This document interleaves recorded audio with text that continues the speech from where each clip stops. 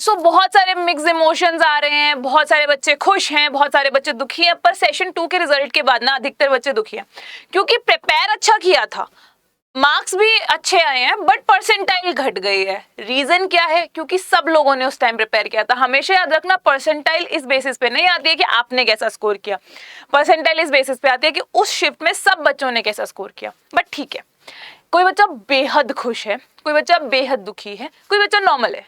पर आप किसी भी स्टेज पर हो, कोई भी फीलिंग लेकर बैठे हो, आपके पास कुछ घंटे होने चाहिए उन फीलिंग्स को एक्सप्रेस करने के लिए। सब बच्चों का अब अगला एम होना चाहिए, अब आगे क्या, क्योंकि ये तो अंत नहीं है। Is this the end? नहीं, ये तो शुरुआत है किसी नई जर्नी की, किसी नई लाइफ की। तो अब आगे क्या, उसके लिए मैं यहाँ पर आई हूँ। आपको मैं सारी बातें नटशेल में डालकर देने वाली हूँ, फटाफट से सुनते चलेंगे। आप सबने रिजल्ट देख लिया है।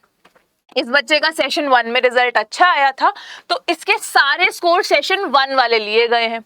ऐसा ही है कि सेशन 1 का पूरा रिजल्ट देखेंगे या सेशन 2 का, इंडिविजुअल कोर्स मैटर नहीं करते हैं। अगर आपकी कोई कैटेगरी है तो आपकी कैटेगरी रैंक देखी जाएगी। उसके बाद अगर सेकेंड इंफॉर्मेशन ये है कि अभी जो जेई मेंस में कट ऑफ हुई है वो 2021 से 2022 में केवल और केवल जनरल वालों की बढ़ी है, बाकी सबकी डिक्रीज हो गई है। 2020 से हालांकि डाउन ही है। तो एक बात ये ठीक है, ये सब भी हम देख चुके हैं। उसके बाद जेई एडवांस्ड के बारे में कि एक बार और आपका जो पोर्टल है वो ओपन हो गया है। 8 अगस्त से 11 अगस्त के बीच में खुला रहेगा और फी भरने की लास्ट डेट 12 अगस्त है। इतना करने के बाद आप लोगों का एग्जाम 28 अगस्त को होने वाला है। 28 अगस्त को ये सब होने के बाद, आंसर की वगैरह मिलने के बाद, ये पूरा आपका स्केड्यूल है जो जेई एडवांस की साइट पे दे रखा है। आप गूगल पे सर्च करोगे आपको सब कुछ मिलेगा। उसके बाद अब अगला क्वेश्चन उठता है कि कौन कौन बच्चा एलिजिबल है। तो जेई एडवांस वालों ने साफ साफ एलिजिबिलिटी क्राइटेरिया दे रखा है, जिसकी भी रैंक इसके अंदर अंदर है वो एलिजिबल है, अगर वो जनरल वाला है। ओपन पीडब्ल्यूडी की रैंक अगर इसके अंदर है वो भी एलिजिबल है। सिमिलरली ईडब्ल्यूएस की रैंक 23,750 के अंदर होनी चाहिए, और ये रैंक्स इसके अंदर अंदर है तो वो बच्चा एलिजिबल है।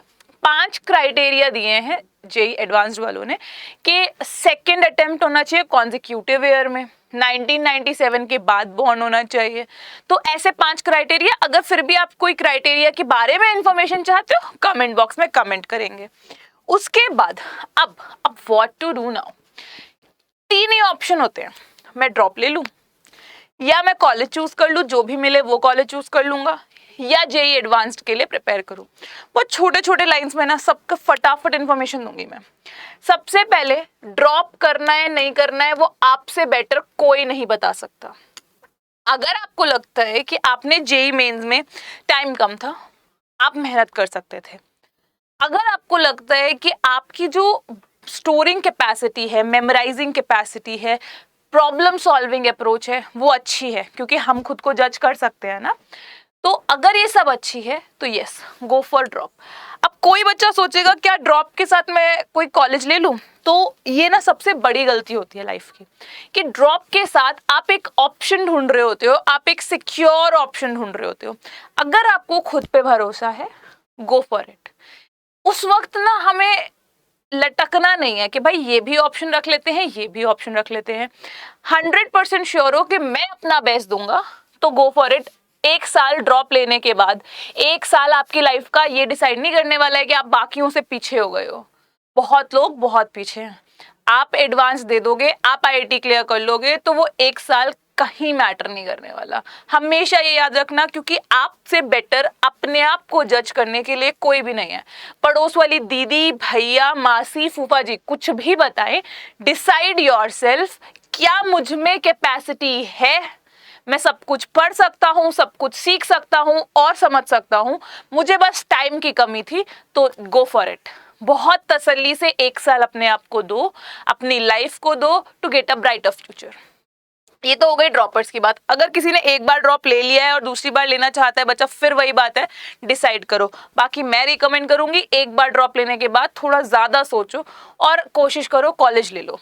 अब अब बात आती है कॉलेज लेने की, कौन सा कॉलेज ले, कैसा कॉलेज ले और क्या करें। बहुत छोटी सी बात कि कॉलेज ना कभी डिसाइड नहीं करता कि आप कौन बनने वाले हो। हमेशा ये बात याद रखना, आप कौन बनने वाले हो वो केवल और केवल आप डिसाइड करोगे। आईआईटी अगर आपको मिलता है तो जो फील्ड आपके लिए आसान होगी, जो रास्ता होगा वो आपके लिए आसान होगा, आपको मेंटोर्स बहुत अच्छे मिलेंगे, आपको आपका एनवायरनमेंट बहुत अच्छा मिलेगा, नो डाउट आपकी लाइफ थोड़ी आसान होगी और आपको अचीवेबल चीजें मिलेंगी।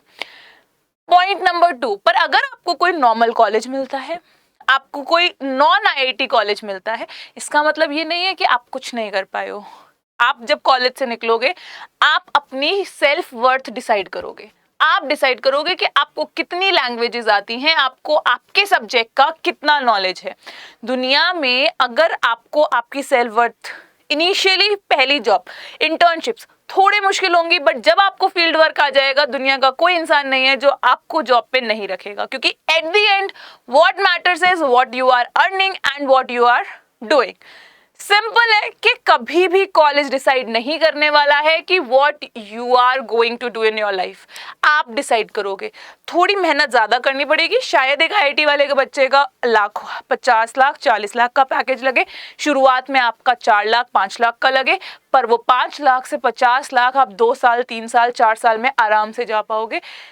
मैं तो बोल रही हूँ 4 तो 5 मैंने बहुत कम बोला, आप 10 15 20 पे भी पहुंच सकते हो, पर दम आप में होना चाहिए। शुरुआत चाहे कम से हो पर धमाका बड़ा करना है। बस ये सोचो कि जो दुनिया में करना है, जो जिंदगी में करना है वो बेस्ट करना है। उसके बाद अब जेईई एडवांस का क्या सीन है। पहले तो अगर आप एलिजिबल हो, जेईई एडवांस ना जेईई मेन से बिल्कुल अलग है, सबसे पहले ये याद रखना। मेंस और एडवांस की अगर मैं आप लोगों से आज बात करूं तो मेंस है ना स्पीड और एक्यूरेसी का खेल है, और एडवांस्ड स्लो करना, एक्यूरेसी तो इसमें भी चाहिए। This is the game of speed and accuracy, but इसमें आपके पास प्लेंटी ऑफ टाइम होता है। अगर आपके कॉन्सेप्ट्स क्लियर है और आप हिम्मत रखते हो कि आप किसी भी सब्जेक्ट में 100+ इजीली स्कोर कर पाओगे। किसी भी एक सब्जेक्ट में कट ऑफ ज्यादा नहीं जाती है, लास्ट ईयर की कट ऑफ बताती हूँ, जेईई एडवांस की 6% मार्क्स चाहिए थे आपको इन ईच सब्जेक्ट, 6%, जो ज्यादा तो नहीं है, बट हमें ये सोचना है कि हम ये कर सकते हैं। और ये कैसे पता लगेगा, आपको बेसिक, अगर सपोज करो आप अभी स्टार्ट करोगे, वैसे आपने कर दी होगी, तो आपको ना वो 5 चैप्टर्स देखने हैं जो 100% आएंगे ही आएंगे। जेईई एडवांस्ड खेल क्या होता है, जेईई एडवांस्ड खेल होता है मिक्सिंग ऑफ चैप्टर्स का। बड़े सारे चैप्टर्स ना मिक्स होते हैं उसमें, अगर तो तुमने कनेक्ट कर लिया डॉट्स तो तुम तो खेल जाओगे। तो जेईई एडवांस्ड इसको मद्देनजर रखते हुए, अपने लिए कॉलेज ढूंढते हुए जेईई एडवांस की प्रिपरेशन कर लो अगर आप एलिजिबल हो, क्योंकि जेईई एडवांस में फिर वही बात आती है कि पेपर 70% इजी टू मॉडरेट ही आता है, इजी टू मॉडरेट ही आता है। अगर आपको पूरा सिलेबस आता है और उसमें से 50% सिलेबस बढ़िया से आता है एकदम, आप 15 दिन में 50% कर लोगे तो गो फॉर इट। 20% मॉडरेट चलेगा और आपको डिसाइड करना पड़ेगा कि कहाँ से पेपर सबसे ज्यादा आता है, जैसे मैथ्स के कुछ टॉपिक्स, फिजिक्स के कुछ टॉपिक्स, केमिस्ट्री के कुछ टॉपिक्स। बच्चे यू कैन डू इट। हमेशा अपने आप को ना पॉजिटिव वे में रखो और सोचो आपको क्या करना है। अगर इनके अलावा आपको कोई भी डाउट लग रहा है, अब आप पूछोगे मैम कौन सा कॉलेज जाए कौन सा कॉलेज नहीं जाए, आप बैठो और रिसर्च करो। अगर कोई मुझसे हेल्प चाहिए तो कमेंट बॉक्स में कमेंट कर बताओ, और कोई भी हेल्प चाहिए तो पर्पल हार्ट्स के साथ बना के बोलना कि मैम ये वाली हेल्प चाहिए, क्योंकि रुकने से आप पीछे हो जाओगे, पर ये सोचने से कि अगला कदम क्या होना चाहिए, आगे क्या करना है, वहां थक के हार के बैठना नहीं है। बैठोगे भी तो कुछ घंटे बाद वापस उतने जोश से उठना है। एंड भरोसा रखो, लाइफ में आप कुछ भी कर सकते हो। एक एग्जाम, एक कॉलेज या एक सिचुएशन डिसाइड नहीं कर सकती है कि आपके लाइफ में क्या होगा आगे। वो केवल और केवल आप डिसाइड करोगे, और हमेशा आप डिसाइड करोगे। तो जय हिंद बच्चों, हमेशा खुश रहो और खुश रहते रहते अपना बेस्ट दो। आज नहीं तो कल सवेरा तो होता ही होता है घनी रात के बाद। Take take care and comment down your doubts.